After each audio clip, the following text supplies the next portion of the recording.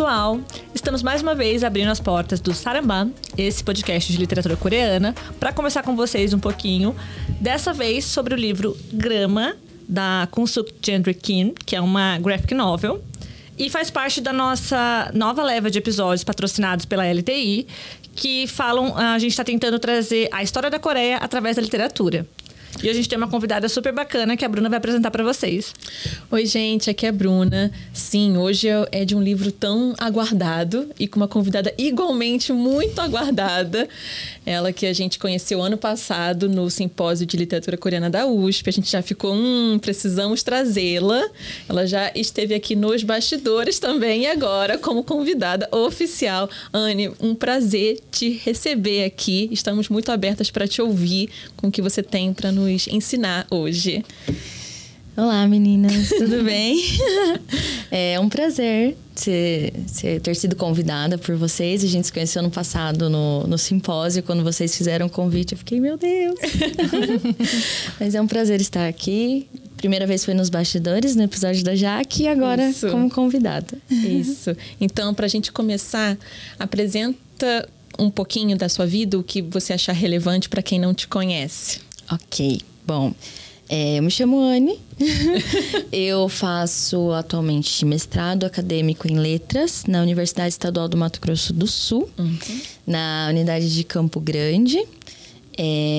Eu sou graduada no curso de letras, habilitação português e espanhol, licenciatura. Então, eu sou professora de formação, já estou na sala de aula aí há 10 anos, juntando o período da graduação com o pós. E sou professora de produção textual, então eu lido com texto já há algum tempinho. E atualmente aí já fazem uns 2 anos que trabalho com literatura coreana. E aí que a gente quer entrar, né? Como que começou esse seu interesse, como que foi esse seu trajeto até chegar em literatura coreana e também para que você já comece a falar um pouquinho da sua pesquisa. Ok. Emenda uma coisa com a atualidade. Ok. Bom, na verdade, eu comecei a descobrir, a Coreia pela música, pelo K-pop, lá em 2012, 2013, mais ou menos. E era um hobby. Assim, não era uma coisa que eu levava a sério, que eu queria estudar, que eu queria... Enfim, né? Na verdade, era uma coisa muito particular. Assim, era uma coisa muito minha. Nem amigos sabiam disso. Era eu e só eu sabia. Então, acho que tinham 2 amigos, assim, que sabia que escutava K-pop junto comigo. E foi assim por muito tempo, né? E eu já li história em quadrinhos também. Desde sempre, meu pai sempre gostou muito de história em quadrinhos, só que a gente nunca teve esse contato com as histórias em quadrinhos coreanas, né?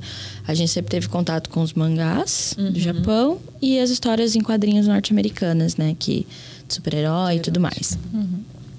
E então essa parte, né, da cultura coreana, ela nunca aflorou assim em mim para as outras pessoas saberem.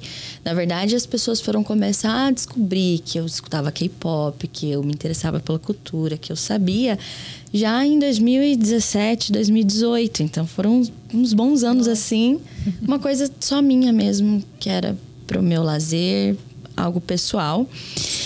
E quando eu estava na faculdade, eu sempre soube que eu não queria o que eu não queria trabalhar, né? Eu não sabia o que eu queria fazer, trabalhar, pesquisar, mas eu sempre soube o que eu não queria.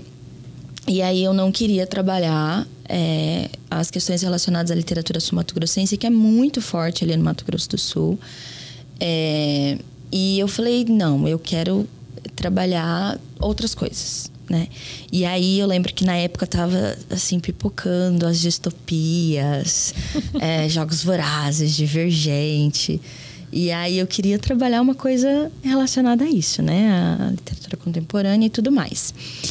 E eu fui relutando naquilo, acabou que eu fui estudar o Conto da Aia, né? Uma ficção científica. Sim.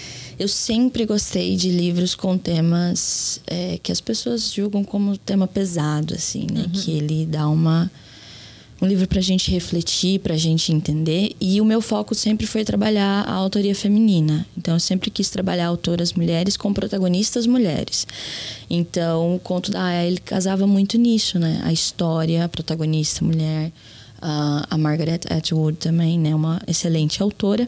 Então, eu acabei indo por esse caminho. E o que fez eu escolher o Conto da Aya foi justamente as últimas páginas do livro, que é aquele corte temporal que tem no livro, e que a história dessa Aya, do Conto da Aya, ela é investigada num congresso acadêmico, anos depois, né? E aí eles começam a questionar: será que o que essa mulher está contando pra gente realmente aconteceu? Será que isso tudo realmente existiu? Então, o testemunho daquela mulher, tudo que ela colocou naquelas fitas, né, é colocado à prova por um homem dentro da academia. E isso fez eu falar sobre o Conto da Aya. Então, a minha pesquisa começou por esse caminho, né? E aí, o meu TCC foi sobre o Conto da Aya e sobre, né, a questão patriarcal dentro da obra.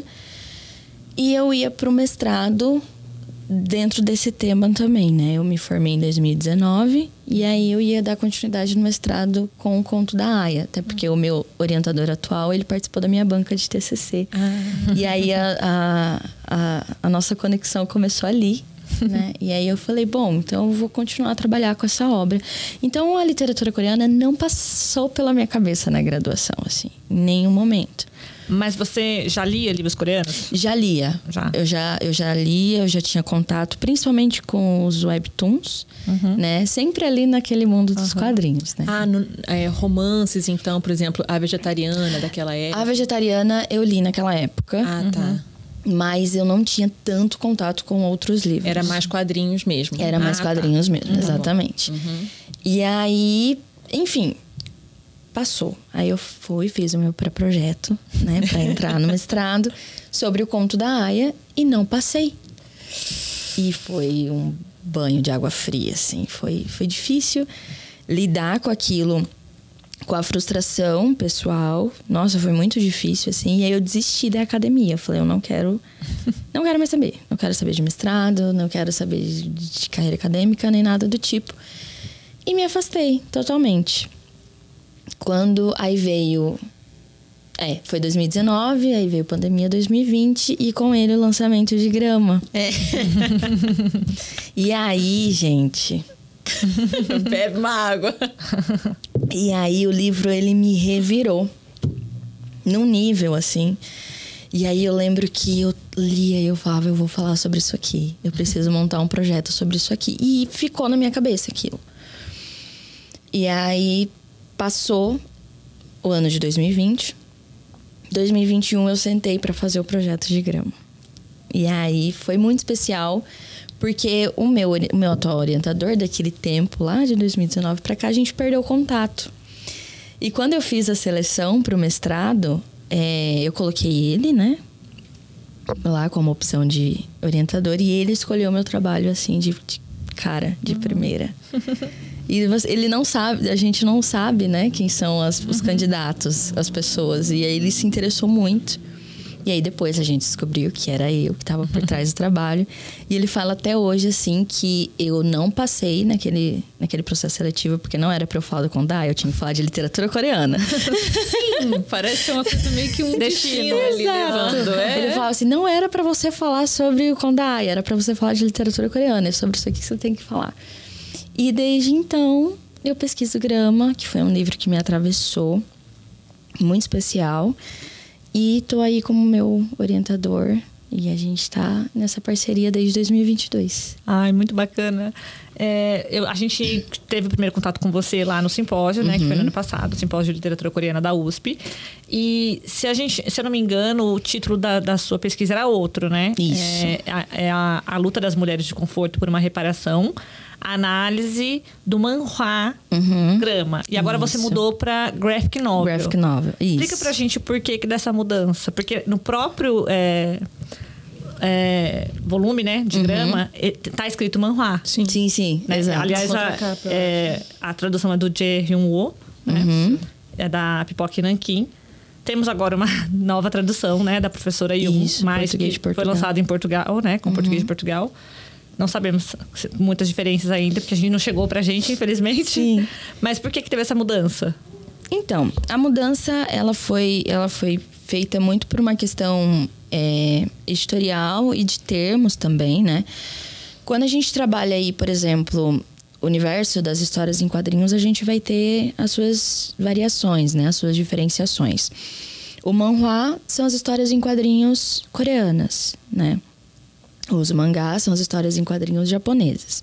E por que eu optei, então, por graphic novel? Graphic novel é uma narração, uma narrativa gráfica, um romance gráfico, e ele tem características muito específicas, né? Que histórias em quadrinhos geralmente não têm.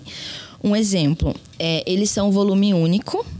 Então, a gente não vai ter uma história sequencial. Então, a gente não vai ter, por exemplo, nos quadrinhos do X-Men, do Super-Homem, que tem diversos volumes, né? Volume 1, 2, enfim. A gente não tem isso nas graphic novels. As graphic novels, elas são em volume único. Então, a sua história, ela vai ser contada aqui. Então, por isso que elas são mais extensas, né? Então, um quadrinho ali vai ter umas 40, 50 páginas em um volume, uma graphic novel ela pode ter 400.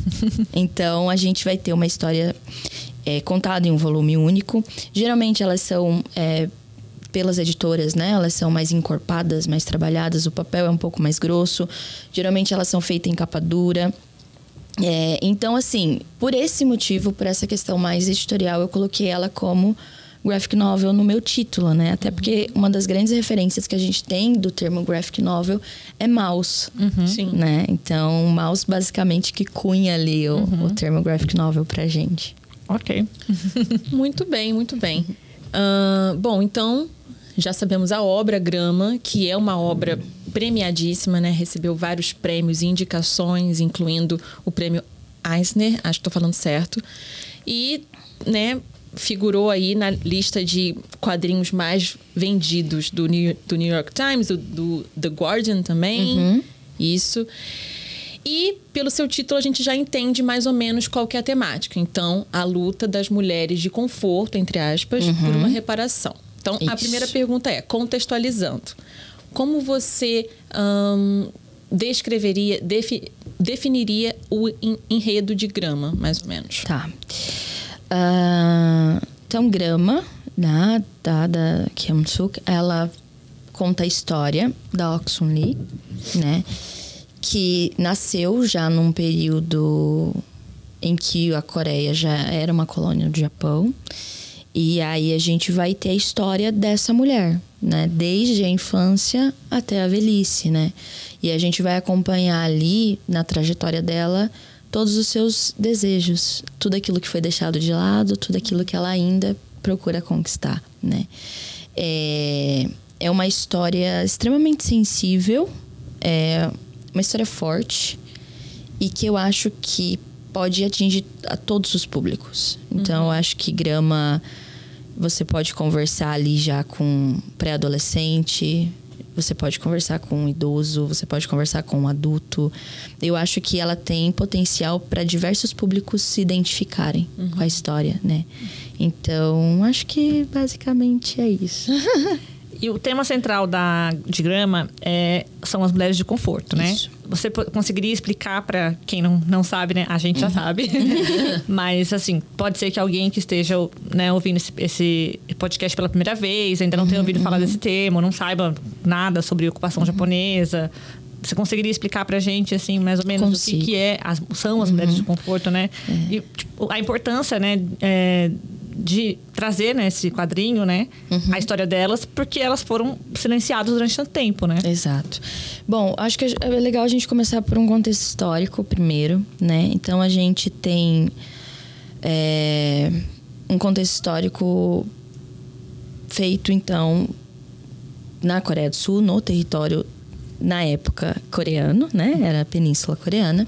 Então, a gente tem ali um território que foi colonizado pelo Japão, né? Quando a gente está falando, para quem não sabe, para quem nunca viu, a história se passa ali em torno de 1930, 1940, 45 e tudo mais. Quando a gente fala principalmente desses temas voltados para a Segunda Guerra Mundial. Então, para quem não sabe, Grama é um quadrinho que se passa na Segunda Guerra Mundial. Nos vem histórias como Maus, por exemplo, né? Que conta a história, então, dos judeus, dos nazistas e tudo mais. Só que a gente tem que entender que, naquele período histórico, tinham ali 3 pilares importantes, né? Que era a Alemanha nazista, a Itália fascista e a gente tinha o Japão imperial, né? E aqui a gente vai ter uma história que se passa, então, no Japão imperial, onde ele coloniza o território da Península Coreana. E aí, todas as pessoas que estão vivendo nessa península, elas passam, então, a ter que servir de alguma maneira e se submeter a esse exército. Seja numa mão de obra forçada, seja na escravidão sexual, que é o que as mulheres de conforto acabam passando, né? Então, as mulheres de conforto, a gente tem até uma explicação que eu acho super válida a gente ver em Grama mesmo. Quando a gente começa o livro, a gente já tem uma explicação do termo, né? O termo, mulher de conforto, ele foi um termo cunhado principalmente pelos inimigos, né? Ele é cunhado, então, pelo exército imperial japonês, né? Então, as mulheres de conforto, elas eram mulheres que foram raptadas e enganadas, né? Então, tinham diversos tipos de modus operandi para captar essas mulheres. Então, tinham as mulheres que iam com esperança de trabalho, com promessa de trabalho, chegavam lá e não era isso. Tinham mulheres que eram literalmente raptadas, né, nas ruas, nas estradas e tudo mais. E esse termo, então, ele é determinado para essas mulheres que foram forçadas a servir sexualmente aos soldados imperiais durante a guerra, né? Elas viviam ali nas estações de conforto, elas não poderiam sair e tudo mais, então elas viviam então como essas escravas sexuais mesmo. Perfeito. Bom, perfeito não é, né? Mas a sua explicação foi bem boa. Hoje a gente vai ter esses momentos. Sim, com certeza. Que é lindo, gente. Falando da parte da arte, tudo isso, né? Mostra que a história, o que aconteceu é horrível. Acontece. Sim.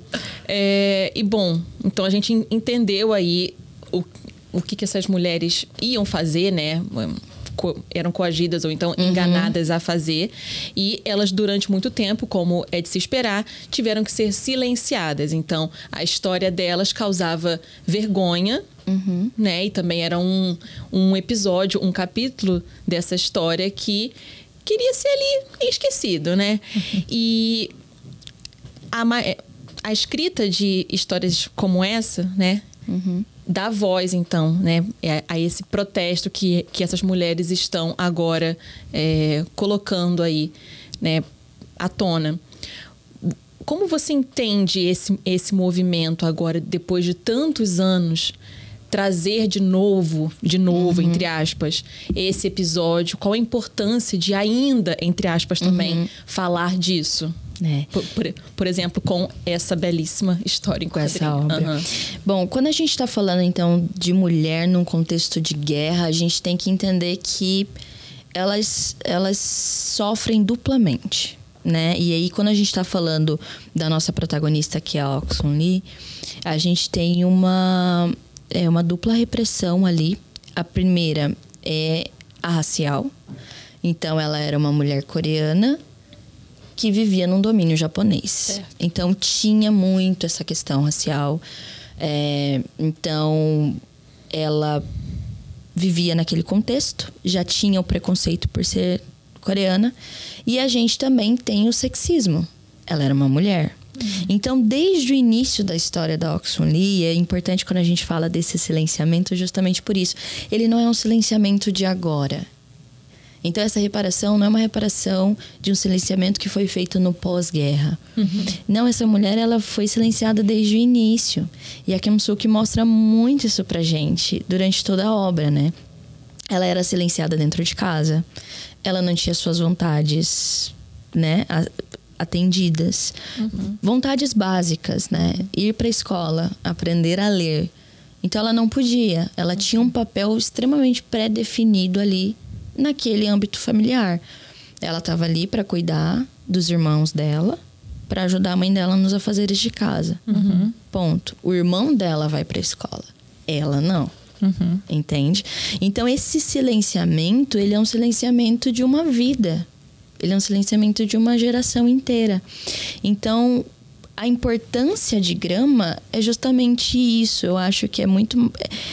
Ele tem um objetivo, mas ele é tão abrangente, né? Ele vai trazer pra gente tantas questões dentro disso. E aí, então, a importância de Grama, nesse momento, é justamente fazer o que a literatura de testemunho faz, né? Que é, então, criar aquela ponte entre a memória, né? Narrar aquele trauma e mostrar para as pessoas o que aconteceu. A visão dessas mulheres, o que essas mulheres passaram, pelo que elas lutam, porque quando você fala de uma sobrevivente de guerra, muita gente acha que essa superação da guerra, ela já é uma vencedora, né? Nossa, ela passou por isso, viveu, e não é bem assim, né? Quando eu coloco ali no título essa reparação, é justamente isso. Essas mulheres, elas lutam por um reconhecimento do que elas sofreram. Porque isso nunca aconteceu por parte do Japão. Eles nunca reconheceram esse crime de guerra. Eles nunca pediram desculpas. E isso machuca muito, né? Porque elas foram silenciadas, elas foram ignoradas. Então, não interessa para a história o que essas mulheres passaram. E aí, Grama vem colocando uma ponte, né? Ela preenche essa lacuna. Não, é importante. A gente vai falar, sim, sobre a história dessas mulheres. E a gente não vai falar só sobre aquele momento que elas passaram, né? Que é o que eu gosto muito em Grama, que fala a vida toda dessa mulher. Né? Fala o antes, o durante o trauma e o pós-trauma também, né? De tudo que ela passou.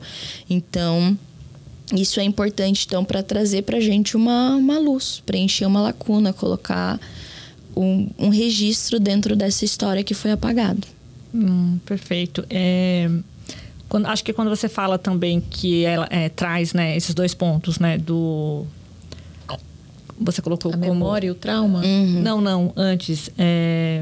Do recorte racial e de gênero. Eu acho que a gente pode acrescentar também o de classe, porque se a gente for ver... Sim, com certeza. As meninas que eram de classes altas não passaram pelo que ela passou, né? Exatamente. E você falou de memória. Que tipos... a gente pode entender dessa forma, né? De memórias que a autora, né, junto com a sobrevivente... trouxeram pra gente, né, a partir nessa graphic novel. Ah, sim. É interessante a gente entender que Grama é uma graphic novel que traz a protagonista e a gente tem uma narradora protagonista, né? Então, a narradora, em alguns momentos, ela faz parte também daquela história e ela vai mostrando e contando pra gente, né, aquilo que foi narrado para ela. Quando a gente fala sobre os estudos de memória, a gente tem algumas classificações de memória, né? A gente tem a memória individual, coletiva e a memória cultural também, né? Quando a gente pensa memória, a gente pensa numa coisa muito individualista. É a minha memória, é o que eu vivi, é o que eu passei, né? Só que a gente tem alguns estudiosos que trabalham que toda a memória ela é coletiva, mesmo a memória individual, né? Porque aquele momento, aquele trauma que você passa em conjunto, né? O professor Márcio Seligman, ele fala muito que o trauma, ele é individual e a memória, ela é coletiva. E quem faz a ponte entre isso é o testemunho. Então, a partir do momento em que você testemunha o seu trauma, aquela memória, ela passa a ser coletiva, né? Outras pessoas viveram aquilo. Então, a memória, ela é um prisma de um todo. Ela é um prisma de um contexto social.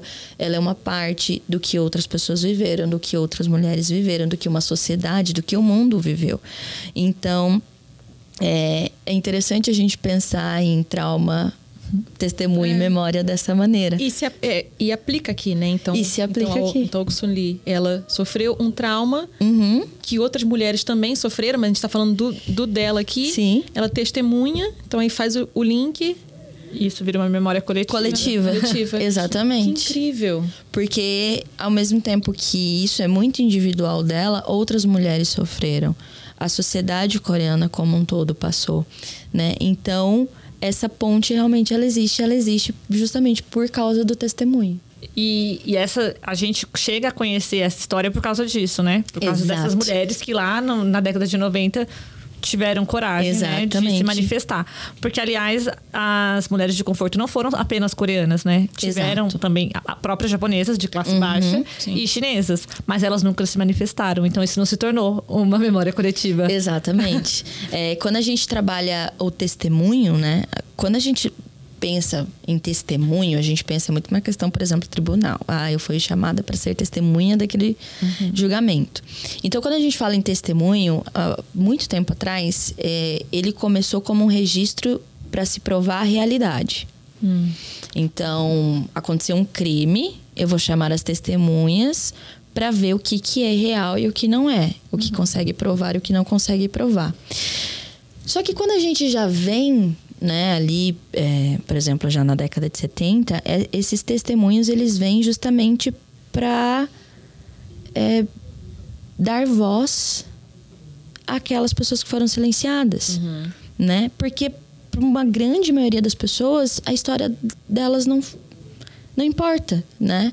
Elas foram literalmente marginalizadas, não importa para a história do nosso país, não importa para a história do mundo, a questão das mulheres de conforto. Então, elas irem fazer esse testemunho é justamente elas mostrarem para as pessoas aquilo que elas foram forçadas a serem silenciadas, a não falar, a não comentar e a não ter uma reparação. Né? Então, e até interessante, eu sou professora, como eu falei, né? Eu sou professora de ensino fundamental. E quando a gente está na sala de aula e a gente entra em várias questões, principalmente Segunda Guerra e tudo mais, ninguém lembra, ninguém sabe dessas mulheres. Ninguém nunca ouviu falar da história delas. Pouco se fala da história da Ásia, na verdade, Exato, né? Pouco se fala. É um parágrafo no máximo. Exatamente, por isso que eu falei, né? Durante a Segunda Guerra Mundial, eram 3 pilares. Tinha a Alemanha, tinha a Itália e tinha o Japão. Então, pouco se fala do território asiático dentro desse contexto de guerra. Na verdade, se fala no final da guerra. Fala das bombas. Das bombas. Hiroshima e Nagasaki. Exatamente. Exatamente. Não se fala, então, do que aconteceu no território. Então, é importante, sim, trazer isso. É importante, sim, mostrar para as pessoas o que essas mulheres viveram, o que essas mulheres passaram. E eu acho que até como educadores e como professores, eu acho que tem muita gente que é professor que acompanha a gente, é importante passar isso para os nossos alunos, porque eles não sabem. Eu acho que, agora me lembrando, quando eu comecei a ter contato com cultura asiática, né, que foi primeiro a japonesa, claro, porque aqui no Brasil a gente tem uma colônia japonesa muito expressiva, né? Sim. Então acaba que a gente chega primeiro. E juntando com o que eu já tinha estudado no fundamental, a gente só tinha aquela visão de que o Japão foi uma vítima. Sim. Né? E depois que a gente começa a estudar outros países asiáticos, a gente começa a ver o outro lado, né? Sim. Que, lógico, eles foram vítimas das bombas, mas eles também foram opressores em muitos outros aspectos, né? Exatamente. É isso que eu ia comentar, assim, como que o discurso do dominante, ele acaba moldando a nossa mentalidade, né? Então, o Japão, ele sofreu com as bombas, então, Estados Unidos, o grande vilão, mas o Japão em si também foi um grande vilão, né? Exato. E aí, a história que eles contam pro resto do mundo é bem diferente. Tem até uma parte de Grama que fala sobre, né, o fim da guerra e sobre as bombas que eu queria passar. Deixa eu ver se eu acho aqui. Tá bom.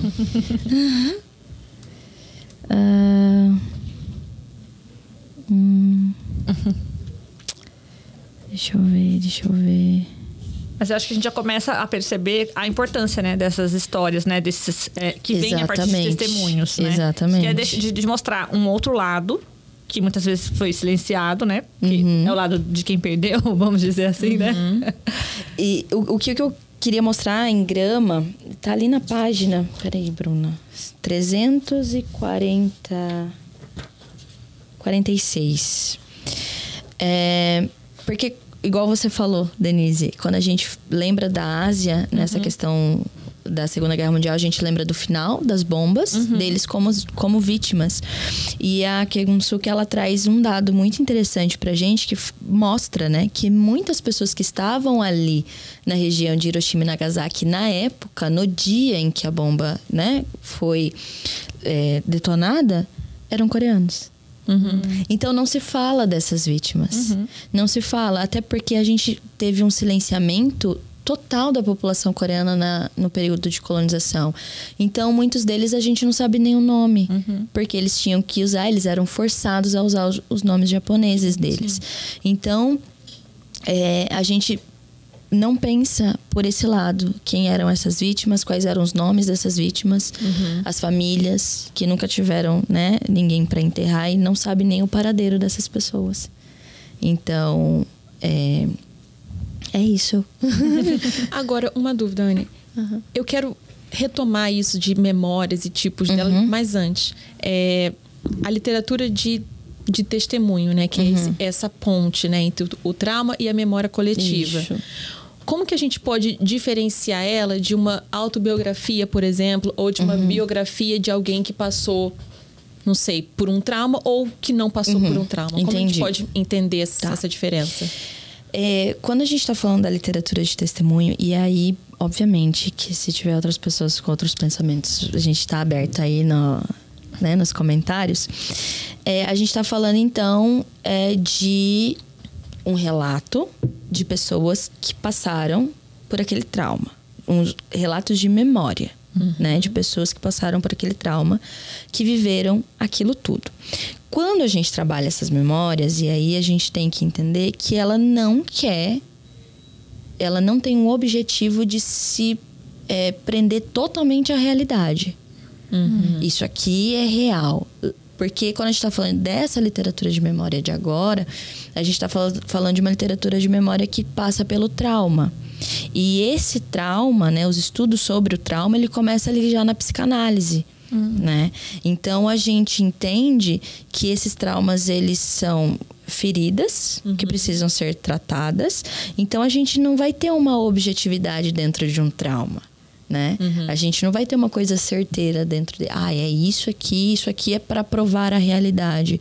Esses estudos de testemunho, eles são esses estudos muito subjetivos também. A gente vê isso muito em Grama. Por exemplo, até ali no primeiro capítulo já, a gente tem, então, a Ok Sun-lee contando sobre um dia que ela foi... No segundo capítulo, sobre o caqui. Sim. Que ela subiu num pé de caqui para pegar caqui. E aí a gente tem um corte na história que começa a explicar o contexto histórico.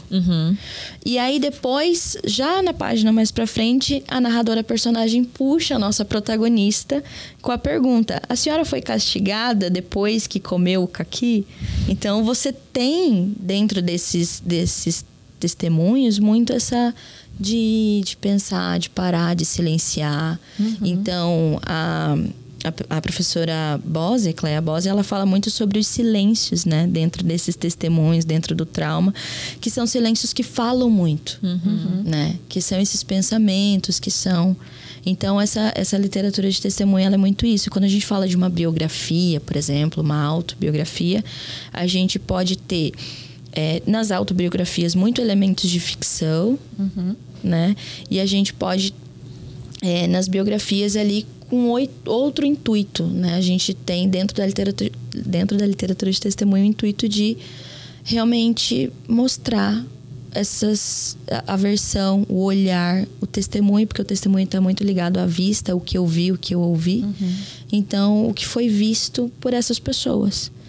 E pelo que você conta aí nessa explicação, parece que também a literatura de testemunho tem mais um intuito de trazer uma memória individual, mas que também é muito coletiva. Isso. Acho que tem muito essa pegada, que uma biografia, às vezes, não, quero contar a história da Malala. Então, também tem um trauma ali, mas é de uma outra vertente, né? Exatamente. Tem umas outras pautas ali no meio. Exato. Agora, a minha dúvida, juntando com memória e tudo, beleza, estamos falando de uma memória individual, coletiva, e o que seria uma memória cultural, então?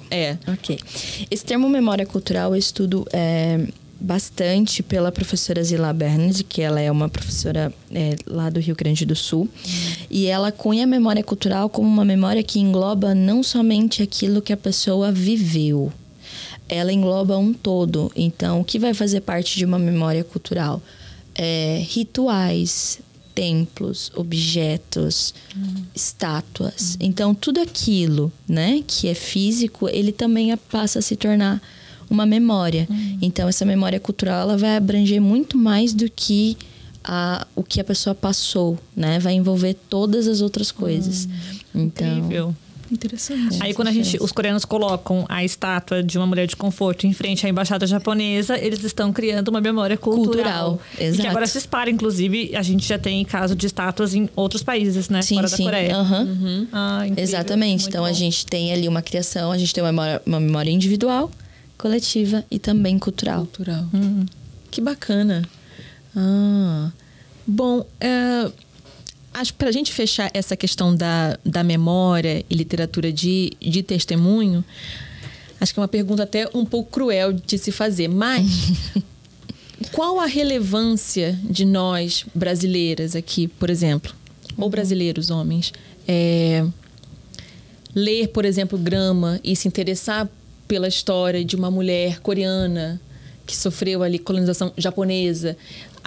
A pergunta gira em torno assim, qual é a relevância de consumir uma literatura de testemunho quando aquela memória, mesmo coletiva, não diz respeito à minha memória coletiva aqui, sabe? Entendi. Olha, tem alguns caminhos para essa resposta. É complexa. Eu acho que a gente tem muito que aprender com o passado. E eu acho que a literatura de testemunho está aí para isso, né? A gente precisa entender o que aconteceu para que aquilo não aconteça de novo, independentemente do território, né? A gente tem muito que aprender com a ditadura militar aqui do Brasil. A gente tem muito que aprender com a nossa colonização, né? O período de colonização portuguesa, a colonização dos Estados Unidos. Então, esses períodos, eles servem... hoje, depois que eles passaram, retomá-los, entendê-los, consumi-los, serve justamente para que a gente não perpetue isso mais, para que a gente não faça isso novamente. E aí, como mulher... Não, total. É primordial. A gente vai sofrer opressão, a gente vai sofrer silenciamento. E a gente precisa entender, ajudar umas às outras, independentemente de eu ser brasileira, da Oxfam ser coreana, ou qualquer coisa do tipo. O conto da Aya fala isso, né? Que basta uma coisa pequena que as mulheres vão perder os seus direitos. Sim. Né? Então, entender como as coisas funcionou, não só de uma questão extremamente objetiva, sociopolítica, né, e tudo mais, mas entender o testemunho que outras mulheres passaram, que outras mulheres passam, é de extrema importância pra gente entender, né? Gente, a Segunda Guerra Mundial não foi muito tempo. Exatamente. Eu acho que isso é uma coisa que, às vezes, muitas pessoas não entendem quando pegam esses livros coreanos que falam sobre esse período da ocupação japonesa e se perguntam por que eles estão falando tanto sobre isso. Porque a gente também foi colônia dos portugueses e tal. Mas aqui, nós mesmos brasileiros, a gente tem resgatado e tentado fazer uma decolonialidade, o pessoal fala, né? E isso porque a história de colonialismo no Brasil tem muito mais tempo. Exato. Mas se a gente for pensar na Coreia, é uma história recente, né? Exatamente. As pessoas ainda estão vivas, as pessoas que passaram por isso. Exato. Então... E assim como a Coreia, a gente não teve uma retratação. Não teve... A gente não teve uma retratação pelo governo português, por exemplo, de reconhecer o que foi passado. Então, é algo muito sério, uma ferida aberta, é uma ferida delicada e que ela precisa... Um trauma que precisa ser dito, ele precisa ser exposto, né?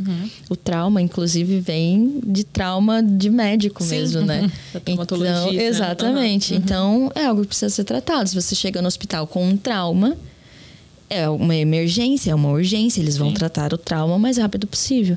Então, esses traumas que a gente tem, essas feridas abertas, elas também precisam ser faladas, elas precisam ser conversadas e elas precisam ser resolvidas também.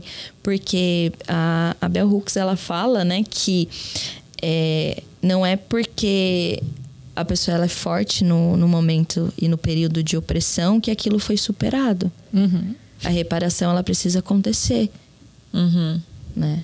Não é porque a Aung San Suu Kyi foi forte e sobreviveu àquilo que aquilo passou, que aquilo foi superado. Né? E é por isso que elas buscam tanto a reparação. Muito, muito interessante. Até porque, assim, essa mentalidade que é uma realidade muito diferente da minha, portanto, não me interessa, não se aplica. Porque aqui, ok, estamos falando de escravas sexuais coreanas, né, etc. Mas em camadas um pouquinho mais profundas, muito pouco, não precisa ir muito fundo, a gente está falando de machismo, de patriarcado, Exato. do valor que as mulheres recebem na sociedade. Então, a gente, enquanto mulher, não tem como não se identificar com essa história, se emocionar e ficar extremamente revoltada. Então, Exato. super, é uma pergunta assim para... Reforçar. Reforçar, porque a gente aqui é super a favor de ler esse tipo de livro. E você falou agora bastante do trauma. Como que o trauma ele vem apresentado nessa graphic novel? Tanto em construção narrativa, como na escrita, ou até mesmo, né, em outros aspectos, né, da forma gráfica. Isso. Bom, esse trauma, a gente começa a entender que o trauma que ela carrega é muito além do período em que ela foi forçada a trabalhar como escrava sexual, né? Esse trauma, ele aumenta, tipo assim, ele vai indo em dimensões muito grandes. Se a gente for ver, se a gente for analisar a Grama, é um ciclo. A obra é um ciclo. A gente começa a ler quando a história termina lá no final, né? O prólogo dela é a última parte que a nossa protagonista aparece. Então, a gente faz esse ciclo, né? De tudo que ela viveu, de tudo que ela não viveu e de tudo que ela quer. A gente tem essas representações desses traumas muito cru na obra. E aqui eu acho muito interessante o trabalho da Gendry Kim, porque ela não precisa, às vezes, falar. Ela não precisa escrever. E nem desenhar, nem pintar o trauma. Né? A gente tem aquela famosa página que acontece... Quadros pretos. Isso, que acontece... o primeiro estupro, né? Da Aung San Suu Kyi. Ali você vê que você não tem a representação gráfica. Página 203. Você não tem a representação gráfica do estupro. Você não tem nem a imagem de um homem ali. Você tem somente a protagonista olhando para você. E vários quadrados, né, nas páginas seguintes, todos em preto. E não tem nada escrito. E em nenhum momento a nossa protagonista narra exatamente o que aconteceu. Então, você não precisa falar. É o silêncio. É o silêncio dentro do trauma, né? Ele diz muito. Essas pausas, esses pensamentos, essas reflexões do que foi dito, tem muito a dizer pra gente. E aí você não precisa exatamente de um desenho, você não precisa exatamente de uma palavra para que isso seja entendido pelo público. E até meio contraditório um pouco, não sei se você percebe dessa forma também, que quando a gente fala precisamos tratar um trauma, a gente pensa em botar a boca no trombone e sair falando. E o que ela faz aqui, claro que tem momentos em que isso é expresso em palavras, mas é o que você falou. Muito desse contar o trauma é através de silêncios que são ensurdecedores, né? Que são muito impactantes. Então, isso aqui, dentre as obras dela, essa é a que mais explora esse silêncio que vai contar e tratar, né, um trauma. Exatamente. Exato. Bom, sobre os silêncios dessa forma gráfica, tem alguma outra cena que você pensa assim que o silêncio, muitas vezes mostrado aí pela cor preta, né, pelo nanquim, tem alguma outra cena que você se lembre que isso aí tá muito à tona? Deixa eu recordar. Porque a gente vai entrar sobre as vegetações já, que também é um tema muito interessante, mas o que me impactou muito nessa obra também com relação ao preto, ao escuro, em algumas paisagens, por exemplo, do céu, então fica um micro, a história dela e depois esse macro, e aí bate um certo impacto ali gráfico, mas eu não sei se você percebe isso também como uma forma de uma mensagem em relação a esse silêncio, como se, assim, qual que é a minha impressão, né?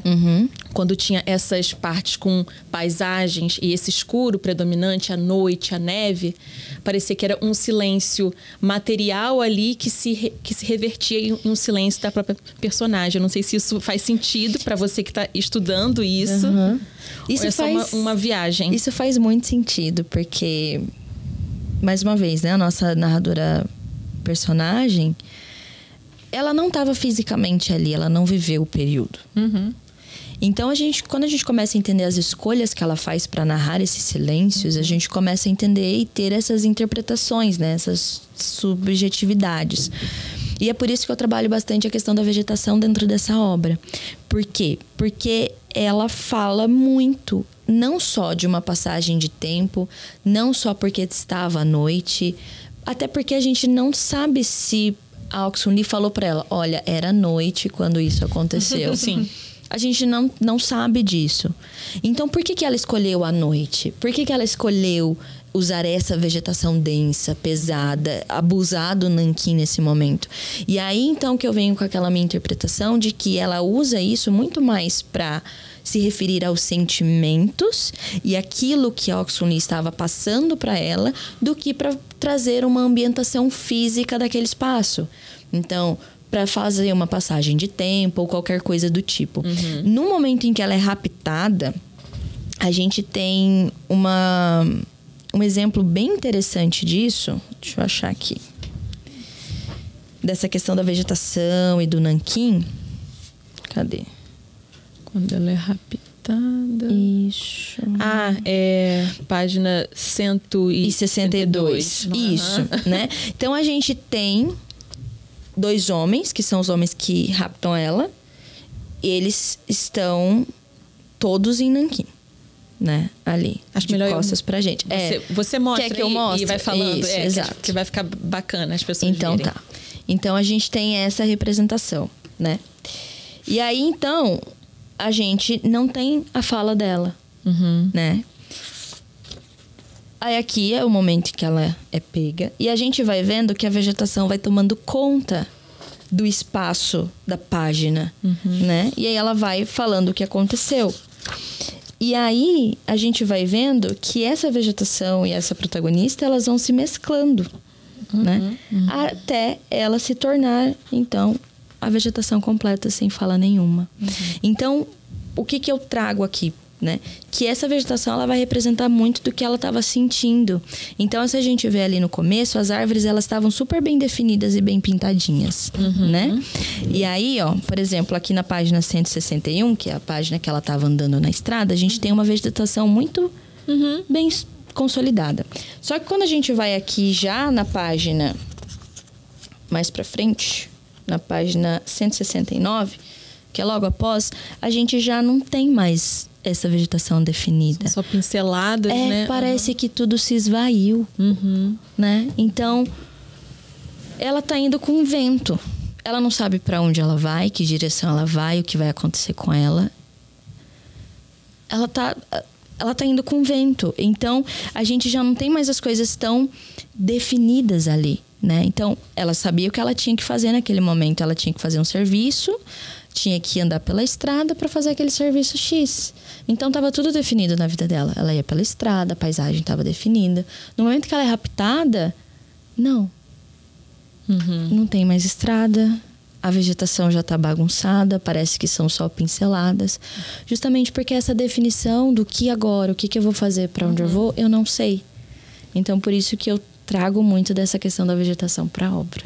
A gente vai entrar já em mais detalhes, assim, nessa parte da vegetação, que a gente sabe que é um ponto bem importante da sua pesquisa, né? Mas só, assim, como você falou, que a vegetação tá de acordo com o sentimento dela. E a gente tinha comentado também que ela, a graphic novel, narra a história da vida dela inteira, desde quando ela era pequena, né? Mesmo antes de acontecer todos esses momentos terríveis. Não que já não estivesse acontecendo, porque já era período de ocupação, né?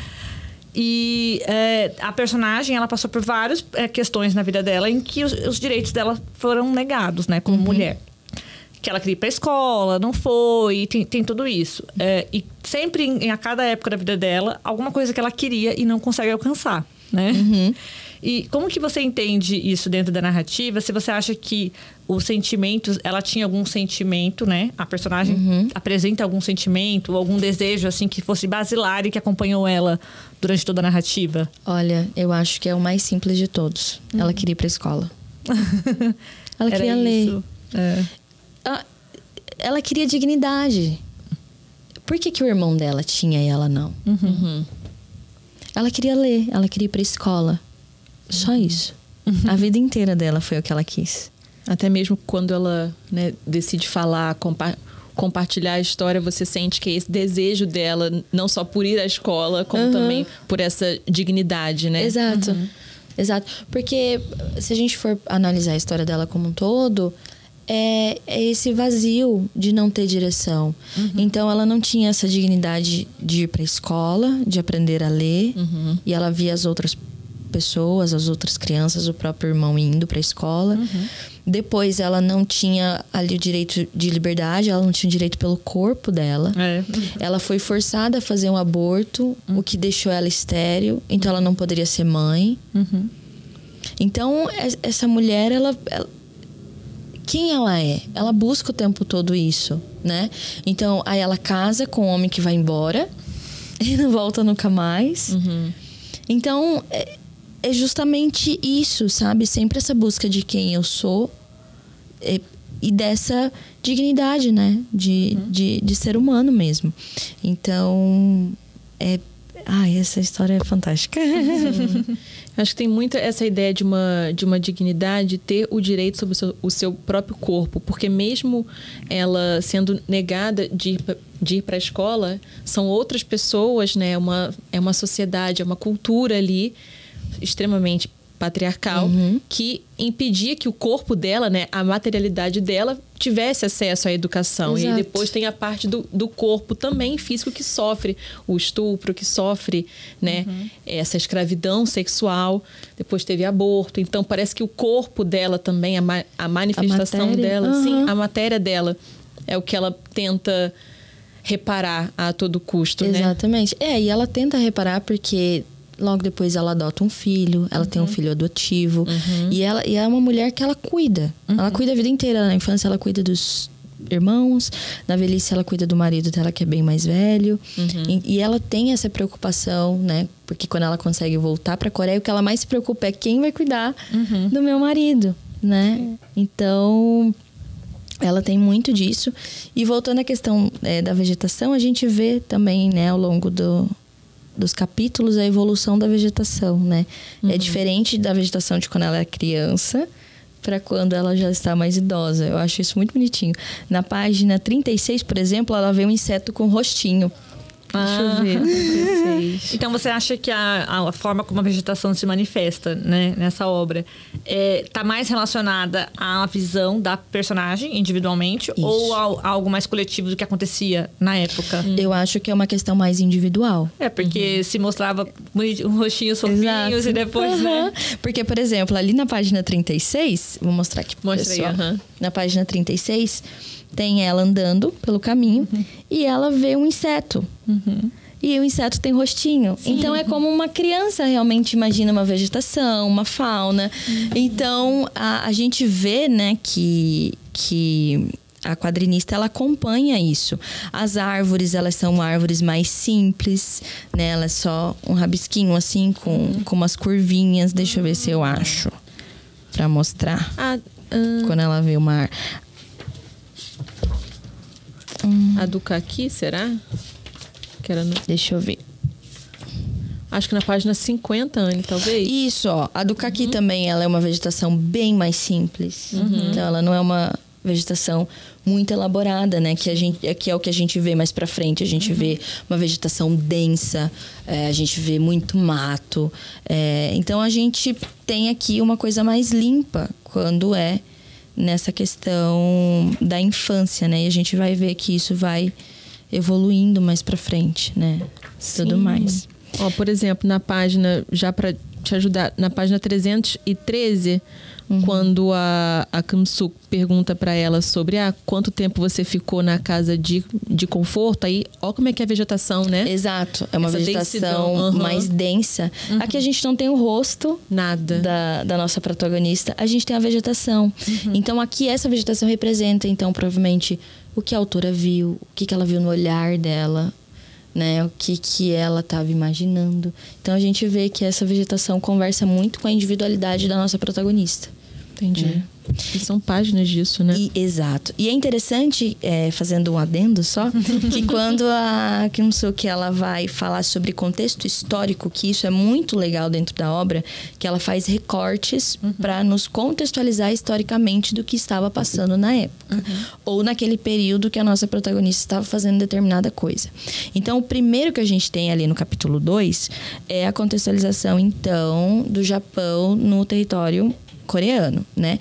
E aí, quando ela vai fazer isso, ela coloca tudo de maneira objetiva. Ela não dá margem para subjetividade. Ela não dá uma margem, tipo, será que isso aconteceu? Será que isso é assim? Sim. Na página 56, por exemplo, a gente já vê que os quadrados, eles mudam. Então, são quadrados perfeitos, que se encaixam um no outro e que tá aqui a todo momento contando pra gente contexto histórico. Então, o que isso mostra pra gente? Que isso daqui é objetivo, isso daqui não tem uma margem para interpretação. Isso daqui aconteceu, isso daqui é um fato, é um quebra-cabeça que se monta perfeitamente. Né? A gente não tem um espaço para uma interpretação, por exemplo, de uma página assim. A gente não tem, por exemplo, quando um quadro toma conta de outro para você começar a interpretar e a tentar entender o que aquela protagonista estava passando. Né? A gente não tem uma página assim. Essa aí quebra. Sim. Nossa. A gente tem uma página de quadrados perfeitos que se encaixam para mostrar que isso daqui não é objetivo. Ou subjetivo, desculpa. Isso daqui é objetivo. Isso daqui realmente aconteceu. E em todo momento da obra que ela vai trazer esse contexto histórico, ela vai usar a mesma forma. Então, ela vai colocar quadrados perfeitos um do lado do outro. Para mostrar pra gente ali que aquilo já não é uma margem de interpretação. Sim, a autora traz isso nessa obra e em outras obras dela também, né? E pra mim fica quase como uma narração jornalística, né? Parece um jornal até. Uma notícia de jornal do que aconteceu naquela época. Exatamente. Até parece uma manchete, né? É muito formato meio de informativo. manchete. É bem informativo o texto, né? Ele não é um texto vazado, ele não é um texto que tem um nanquim esparramado ali. Não. Ele é bem centralizado, bem... com bastante certeza. Anne, outra dúvida sobre a personagem e a vegetação e a fusão delas duas. Você já mencionou que o começo... a página 212, que eu quero comentar. Ok. Você já mencionou que o começo, né, na infância dela, a vegetação era mais simples, mais leve. Isso vai se intensificando conforme a história vai se desenrolando. Mas e quanto à fusão dela com a vegetação? Eu não vou achar a página aqui, mas tem uma página que eu acho que é aqui. O cabelo parece dela, as montanhas. Isso, ela se parece mescla as com montanhas. as montanhas. E nessa página que eu te falei, a 212, são 3 quadrinhos. E a gente vê que a paisagem ela vai ficando mais nítida e o rosto dela menos nítido. Exatamente. Essa fusão, como você enxerga isso e que impacto você acha que tem isso para a história como um todo? Geralmente essas fusões elas acontecem na região da cabeça. Então é como se fosse o pensamento dela. Então aquele pensamento dela, ele extravasa pra gente. Ele fica nítido, né? Ele é visual. pra gente, né? Ela usa isso muito também a Espera. Sim. Inclusive, a Espera tem uma página que são as duas amigas e a cabeça delas se transforma na árvore. É maravilhosa. É linda aquela página. Sim. Então, a autora, ela faz muito isso. Aqui, por exemplo, parece o cabelo dela, né? E como eu interpreto isso em algumas páginas. É como se ela fosse se perdendo naquele pensamento. Não se perdendo no sentido de não fazer sentido, mas aquilo tudo vai se transformando em uma coisa só. Ela vai pensando e ela vai sentindo aquilo tudo. Tem até uma página que eu mostrei pra vocês que a gente conversou na aula, que é sobre o rosto dela. O rosto. Que eu falei que parece grama. Ai, sim. Ai, caraca. Aquela página é bem legal. Puxar esse. Peraí, deixa eu ver se eu acho aqui. São muitas páginas, né? Não, eu acho que você está fazendo um trabalho incrível em analisar essa parte gráfica, porque a gente sente o impacto disso tudo e às vezes a gente não percebe que muito disso é a história e também outra boa parte é a parte gráfica mesmo. Sim, né? A parte gráfica, ela tem muito para dizer pra gente. Sim, não é só Muito. meros desenhos, né? A pessoa tem lá habilidade e desenha. Exato. Eu acho que é mais pro final, não é? Eu acho que é também. Deixa eu ver se eu acho. Ela é muito boa pra gente aqui, comentar. Acho página 339. Tá bom. Ela é uma página... Deixa eu mostrar pro pessoal. Já tá virando íntima da câmera. Ela é essa página, É né? incrível. Ela é uma página que, na primeira vez, sim, que a gente olha, ela parece rabiscos que se transformam no rosto da nossa protagonista. E é um rosto triste, um rosto cansado, né? É um rosto de senhora mesmo. E aqui é o momento, então, que ela começa a narrar como a guerra tinha acabado, né? E a gente descobre, então, que essas mulheres, elas não foram avisadas que a guerra foi acabada. Muitas foram mortas e o restante foi abandonada. Abandonada a Deus dará, né? Então, elas tiveram que ficar na rua pedindo comida. Elas tiveram que trabalhar por um prato de comida. Muitas tiveram que se casar com o primeiro pretendente que tinha, porque elas não tinham essa escolha. Elas já eram marginalizadas ali na sociedade, né? Então, ela vai contar pra gente esse o pós-guerra que ela passou, né? E aí, quando a gente vê essa página, a gente pode entender, claro, como rabiscos, né? Uma interpretação é subjetivo, mas a gente pode entender também que como se fosse grama. Sabe quando a grama tá um pouco maior e aí o vento passa e ela fica meio pisoteada, meio amassada e dá até para fazer algumas formas nela? Sim. E é isso que dá para ver, porque a gente não tem um rosto na página. Ela é plana. O rosto, ele não é 3D. Ele é extremamente plano, assim. Então, parece uma vegetação amassada. Uma vegetação que o vento tá passando. Então, essa vegetação, essa grama, ela vai estar o tempo todo aqui se mesclando com o rosto, com a expressão, com o pensamento da protagonista. Total, porque afinal esse é o título. Exato. Então, assim, acho que essa interpretação é super válida, viu? Porque o título do livro Grama, né? Que em coreano é Pur. Ele realmente, ele o que nos parece que é o que a autora quis dizer, né? Que as mulheres de conforto são essa grama que pode ser pisoteada, pode ser... Acho que isso tá até nas palavras da autora. Isso, lá no final. Isso. Exato. São essas mulheres que foram pisoteadas, massacradas, passaram, né, por várias tempestades, mas elas se reerguem. Exatamente, elas se levantam. Eu acho que o título Grama... ele faz muito sentido para a obra. Ele faz muito sentido porque a vegetação conversa muito com a nossa protagonista, conversa muito com a história. Tem esses elementos, né, da expressão, do pensamento dela. E também tem essa simbologia, né, dessa grama que cresce. Essa grama, ela cresce por todos os lugares. Né? Ela pode crescer num túmulo, ela pode crescer num campo, na cidade. E essas mulheres, elas resistem como essa grama, né? Então, o inverno vem, destrói a grama, mas a primavera tá ali, elas vão voltar a crescer, que é o que a autora fala no final. No final. E que a gente suspeita, né? Como disse a nossa ilustríssima professora Yun, que veio da inspiração do poema do Yun Tong-ju, que a gente tratou em um dos episódios anteriores, né? Exatamente. Uma coisa se conecta com a outra. Se conecta com a outra. Faz muito sentido, nossa. Faz muito sentido. Não é? Faz muito sentido porque eles viveram no mesmo contexto histórico. Sim. Exatamente. Ambos sofrendo. Tem a aí questão do nome, deles terem que apagar o nome coreano para adotar o nome japonês.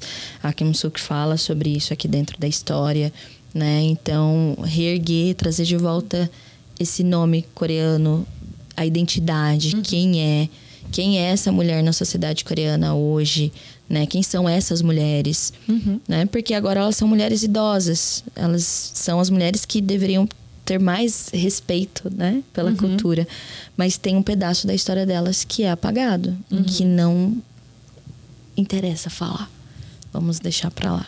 É passado, né? É passado. Se é passado, acabou. Se é passado, teoricamente, acabou. né? Porque, como eu falei, muita gente acha que superar o trauma, passar pelo trauma e ficar vivo é superar, passou, né? E não, a gente tem que ter essa resistência pela transformação mesmo. Tipo, não é isso.